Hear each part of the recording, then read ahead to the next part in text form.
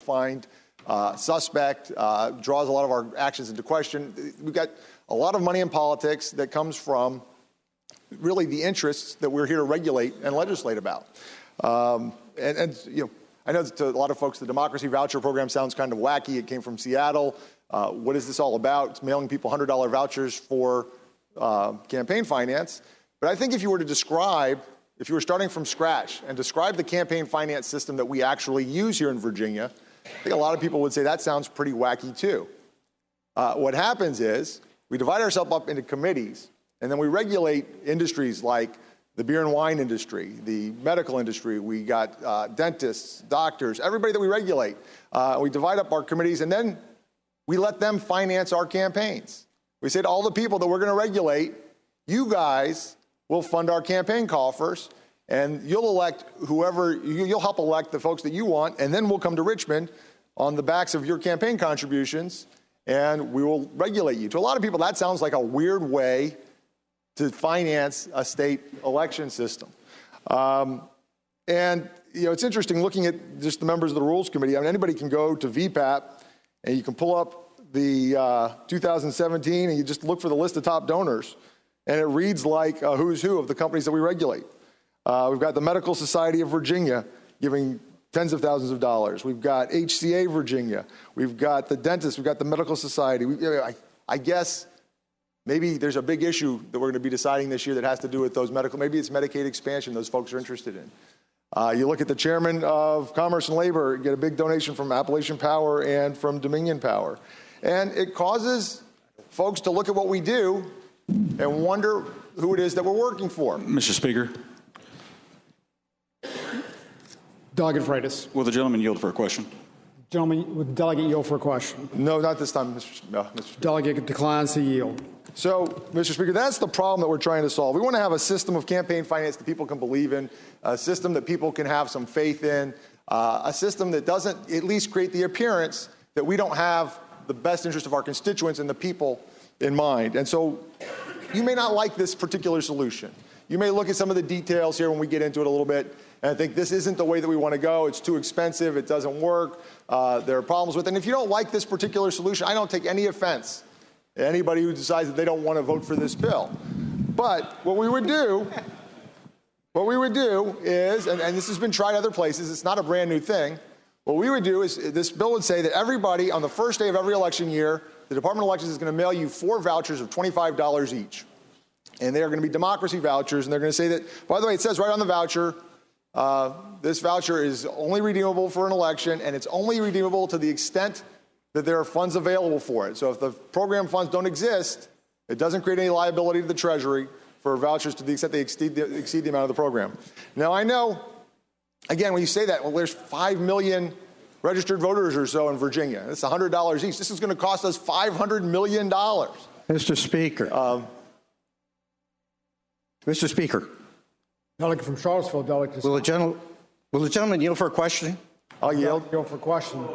The delegate yields. Oh, we're not playing by the script. I'm sorry. Mr. Speaker, I'd ask the gentleman, I've heard a lot about the committee system and the importance of the committee system, and I've heard a lot about the importance of the Rules Committee considering weighty issues such as this one. Can the gentleman tell me that whether before this bill was reported out here to the floor, was there any discussion whatsoever, the bill, its merits, its cost, or anything related to this bill? Mr. Speaker, I would respond to the gentleman that I briefly presented the bill. Being in front of the Rules Committee, I thought that it was about to be re-referred to the Privileges and Elections Committee, perhaps, or maybe to Appropriations because of its fiscal impact. So I gave a brief presentation expecting to hear some questions, but no, there were none. In fact, just the motion to refer it to the floor without a recommendation. Mr. Speaker, will the gentleman yield for an additional question? I'll yield. Will the delegate, slow down a little bit. The delegate yield for another question. I'll yield. Delegate yields. Thank you, Mr. Speaker. I'd ask the gentleman, you mentioned a figure about a fiscal impact, and I heard a huge number, but I also was able to get a copy of a fiscal impact review from JLARC that came to us before the Rules Committee even looked at this bill, and it's a pretty hefty impact. Wouldn't you agree? Well, Mr. Speaker, I would answer the gentleman that it is a fairly substantial income. They estimate that it would be, I think, maybe $10 to $14 million. So not the 500 figure. They kind of run the numbers. There are spending limits on each campaign, and if you did the math, sort of the worst case scenario that they could come up with was about 10 to 14 million. But that's still, yes, a substantial amount of money. Mr. Speaker, I have a motion. Delegate may state it. Yes, Mr. Speaker, it's the usual and customary practice of this body, and we value custom and practice, that a bill like this, it has a fiscal impact of at least $10 million, ought to be referred to the Committee on Appropriations. And so therefore, I would make a motion under usual custom and practice that we so value in this body to move this bill and refer it to the Committee on Appropriations. Mr. Speaker. Delegate from Shenandoah, Delegate Gilbert. Speaking to the motion. Delegate has the floor. Of course, we make exception to those rules when it's such an impactful legislation such as this, Mr. Speaker. And I think we have the opportunity right here and now to debate the merits of this bill right along here with the members of our Appropriations Committee to give it its due attention. So I would encourage the members to defeat the motion to refer the bill to Appropriations. Shall House Bill 263 be referred to the Committee on Appropriations? All those in favor of that motion signify by saying aye. Aye. All those opposed, no. No. Ayes and nays. Shall the bill be referred to? Mr. Speaker. Delegate from Shenandoah, Delegate Gilbert. May the House be at ease for a moment. House is at ease.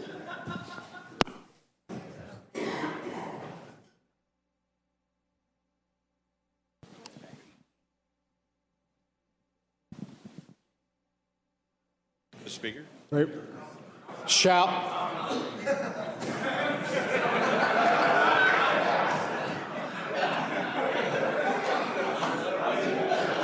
the bill be referred to the Committee on Appropriations?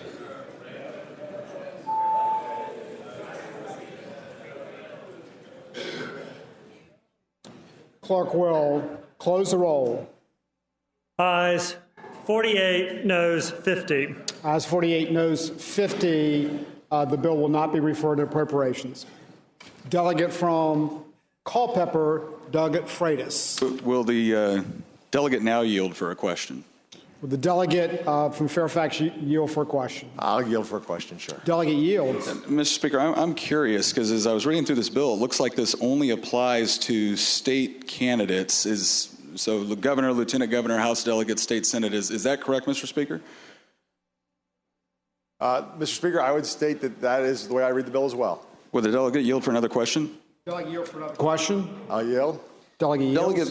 Does the delegate think that perhaps Senator Kaine would sign on to such an important piece of legislation? Mr. Speaker, I think that if you were to sign a similar pledge, perhaps he would, but I'm not authorized to speak for the senator.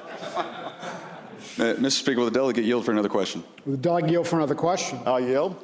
Delegate yields. I understand that the delegate is obviously concerned with the amount of money that we have in politics, and I'm sure that that's a concern that's shared by many. The question I have, though, is that this particular process is using tax dollars now to fund political campaigns. Is the gentleman worried at all that instead of people voluntarily giving of their money in order to fund campaigns, we're now going to forcefully confiscate their money and then give it back with the contingency that they then have to give it back to us in some sort of form? Is the gentleman at all concerned about the equity of such a process? So, Mr. Speaker, I would answer the gentleman that I think that we use taxpayer dollars to pay for all kinds of worthwhile and valuable things in our society. And so there is an element of confiscation in taxation. It's not a voluntary system. We all do it under the threat of being arrested and thrown in jail. So that's why we pay our taxes. And we pay for things that we think have a value to the community at large and improve the way we do things. Our salaries are paid for by taxpayers. We have expense accounts that are paid for by taxpayers. We come and study on commissions. We get $300 a day of confiscated money that's returned to us so that we can do our jobs better. And so I don't really see this as being all that different. I think that If you were to ask a lot of my constituents, are they willing to pay a little more in taxes to have a campaign system that they can believe in, a campaign system that involves a broader spectrum that allows people, regardless of their income, to participate in that campaign finance process, one that relies on small donations, one that actually requires people that want to participate in that process to give up corporate money, to adhere to spending limits, and adhere to a higher standard, which, by the way, includes a limitation. You can't spend your voucher money on personal use, a restriction we don't currently have on taxpayer funds. So I think if you ask my constituents and folks in my area if they'd be willing to pay some taxes to have a system that worked better and that created more integrity in the system, I think that most of them would say that was a good deal, and they would take that bargain. I think the delegates speaking to the bill at the appropriate time. Delegate from Fauquier, Delegate Weber. Thank you, Mr. Speaker. Will the gentleman yield for a question? Will the delegate yield for a question? I'll yield. Delegate yields. Thank you, Mr. Speaker.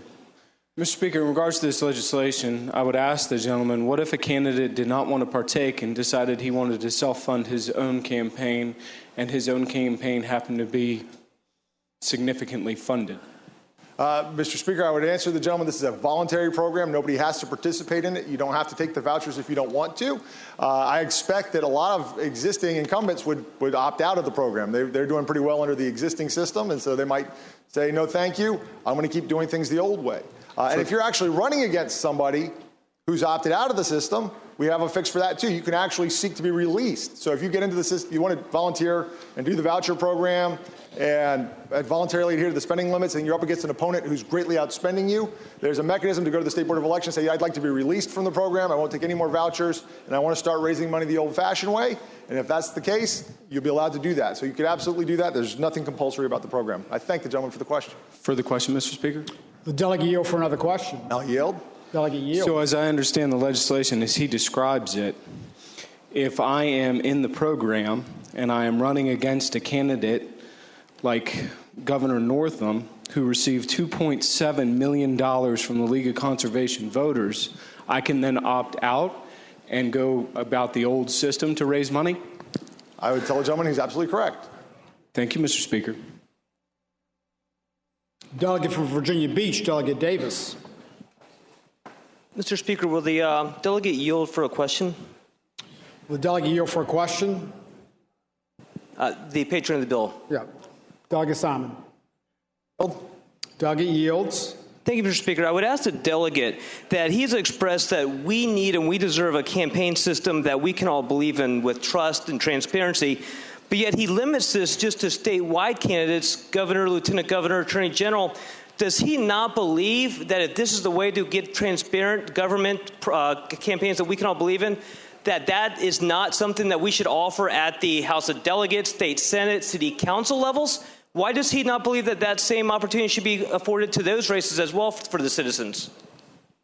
Mr. Speaker, you have to give me a second. I thought, I don't know which version he's looking at, but I thought, and there's been a couple of different versions of this bill that I had drafted. I thought this bill did apply to House of Delegates and State Senate races. In fact, I'm fairly certain that it does.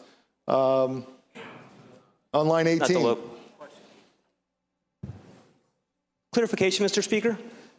I mean the local ones. I understand the House of Delegates may be included in there, but the local city councils, mayors, board of supervisors. Mr. Speaker, I'd answer the gentleman that if he'd like to do that, he ought to get his own bill. Mr. Speaker. All three of us. Whoa. Sam. I'm down. Make sure you're hitting it like Doug from Culpeper, Delegate Freitas. Thank you, Mr. Speaker. Again, speaking to the bill. Delegate has the floor. Again, I think Delegate Simon said a couple things were fairly interested. He said he thinks that his constituents be willing to pay more in taxes for this. Well, that's wonderful. I don't think my constituents would be. And he said that this is a voluntary program. Yes, it's a voluntary program if you're a candidate. It's not a voluntary program if you're a taxpayer. He's going to take the money anyways. And again, yes, we do take taxpayer money in order to spend money on things that the delegate thinks is worthwhile, and we come here and we have that debate on what constitutes as worthwhile. I'm thrilled that the delegate believes that his own reelection is a worthwhile cause for the taxpayers to chip in. But again, the taxpayers already have an ability to do that. It's called through voluntarily handing money over in the form of campaign contributions, and I don't think this body should be involved in confiscating their money in order to give it back to them under the auspices of you will now spend it on a campaign. Thank you, Mr. Speaker. Delegate from Charlottesville, Delegate Toscano. Thank you, Mr. Speaker. Speaking to the bill. Delegate has the floor. Thank you, Mr. Speaker. I think it's time to bring this debate to an end. And with it, I might just emphasize to the body the words usual and customary, because we know what's happened here today is it by no means usual and customary, and it's just a charade so that people can make speeches about public financing of campaigns. That's all that this is about.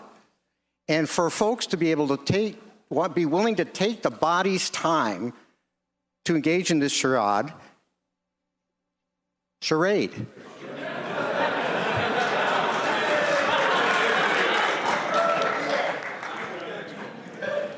That's a UVA education. But think about it here. This is a really important issue. And like a lot of really important issues we've discussed in this session, like health care, we have tossed around a number of ideas to try to address it. And think about these significant health care bills that have been sent to various committees where we thought, we've debated, we've discussed, we've amended. And then as the committees did their work, they brought those bills to the floor. This is an important issue.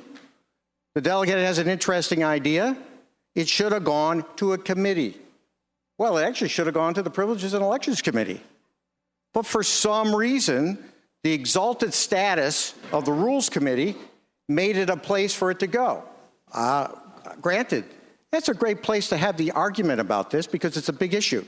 But what does the Rules Committee do? They punt. And they punt this right to the floor. You know, there was another bill that the delegate had offered, a bill, really simple bill that said this, that we weren't going to use campaign funds for personal expenses. Just a little bitty bill that both gubernatorial candidates embraced, a little bitty bill that the Republican caucus embraced, and we can't get it out of committee to get it to the floor. What's going on here? It's a charade. So you look at campaign finance is reasonable, but you have to discuss it. I would encourage the body to think about also the fact that usual and customary procedure is to refer anything that has a fiscal impact on appropriations. No, that doesn't happen either here because people want to make their campaign speeches. Good. We've got it on video. It's great. But now we got to get with the bill. Deal with the bill. This bill is not ready. This is an idea. It's not ready. And as my esteemed colleague from Salem says, we don't vote on ideas. We vote on the words.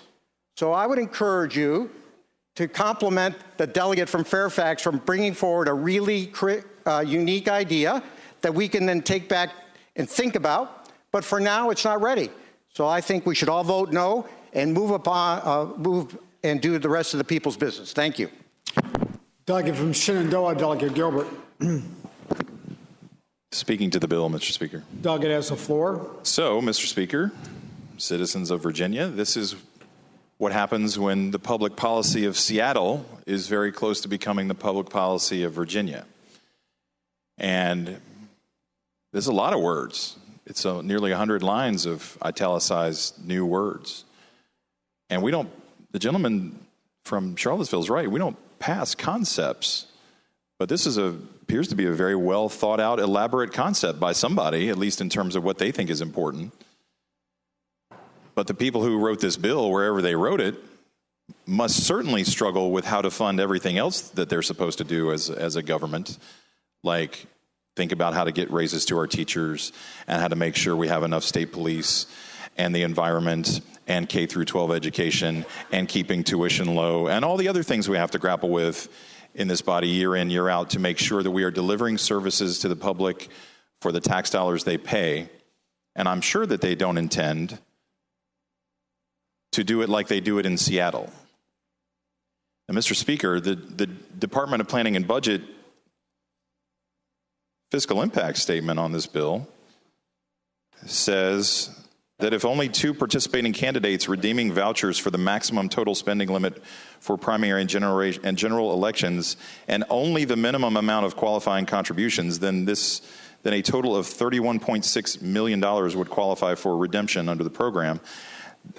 That seems to be the floor, not the ceiling of what this could do in terms of impacting our budget. That doesn't include the fixed cost of implementing the program. I agree it's not well thought out.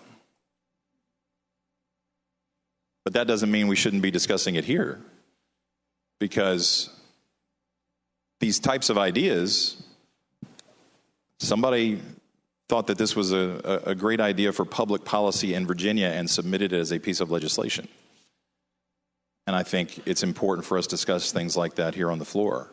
And I think it's important for the constituency groups that are regularly coming and sitting in our office every morning and every afternoon, telling us why they do not have the resources necessary to carry out their mission. I think it's important for them to see what types of public policy are being brought forth here in this body. So I'll join with the delegate from Charlottesville in asking you to defeat this legislation. Delegate from Fairfax, Delegate Hugo. Mr. Speaker, speak to the motion. Delegate has the floor. Well, I would think one thing the minority leader is just incorrect when he talks about how we handle bills around here. I think the chairman of finance can say just a couple days ago, we had one of the minority leader's bills we're considering sending straight to the floor off finance. It had a fiscal impact, and it's not going to go to appropriations. Sorry, I don't remember that. But more importantly, we have a lot of important things to debate here this year. We have needs in the Commonwealth. We have needs for roads. We're talking about metro. We're talking about transit. We're talking about ports. We have a lot of needs for schools, high school, elementary, colleges. We're going to talk about medicine, Medicare, Medicaid.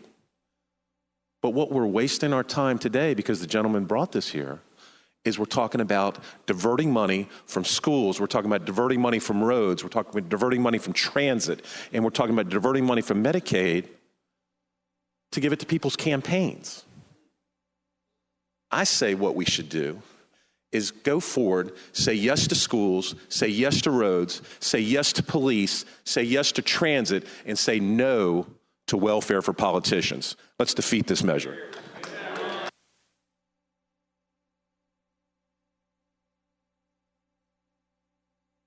Delegate from Fairfax, Delegate Simon. So I'll be brief, Mr. Chairman, Mr. Speaker. We bring ideas here that take a while to work out, that take a multi-year process. I'll go back again to my ban on personal use. It's gone through a multi-year process. That's normally how we do things. Second of all, if this had gone, if this bill passed in exactly its form that it is today off this floor, it would cost $0.00, because it says right in the bill, it's subject to the availability of program funds. So as it's written, if it doesn't go to appropriations and nobody appropriates any money for it, it doesn't cost anything, and it's not ready. And I've enjoyed, again, the time to speak with you that I didn't ask for, but was given to me. And I hope that you all defeat the bill, and I'll vote yes. The delegate does need to make the engrossment motion, because we really don't have anything in front of us, and it is your bill. I hope it will be the pleasure of the House to engross the bill and pass it to its third reading. And before we vote on that motion, I want to elaborate on the ruling I made on this bill. I hope you'll listen carefully. Since 2002, the House Rules Committee has been constituted beyond the parameters of true proportionality by allowing the Speaker to not be counted in the proportionality ratio. The makeup of the current Rules Committee continues along this custom of providing a varying formula for this unique committee. More specifically, the Rules Committee presently reflects the unprecedented and wide-ranging pre-session agreement negotiated across the aisle and approved by both the House Democratic leader and myself. Let me quote the response that I gave in my letter. As you noted in your letter, and no doubt recall, you and I agreed to the specific makeup of the House Committee on Rules as part of the organizational agreement. As also noted in your letter, I have said many times the House Rule and Proportional Committee makeup by custom and practice does not apply to the Rules Committee. So I think that elaboration was necessary. So once again, I so rule. So I think the motion we have is to engross the bill and pass it to its third reading. All in favor of that motion signify. Okay, ayes and nays are called for. Shall the bill be engrossed and passed to its third reading?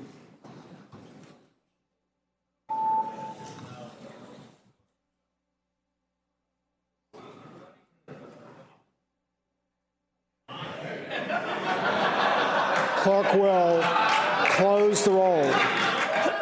Ayes 2, noes 95. Ayes 2, noes 95. That's a loyal seatmate. The bill has failed to be engrossed. Mr. Speaker, that completes today's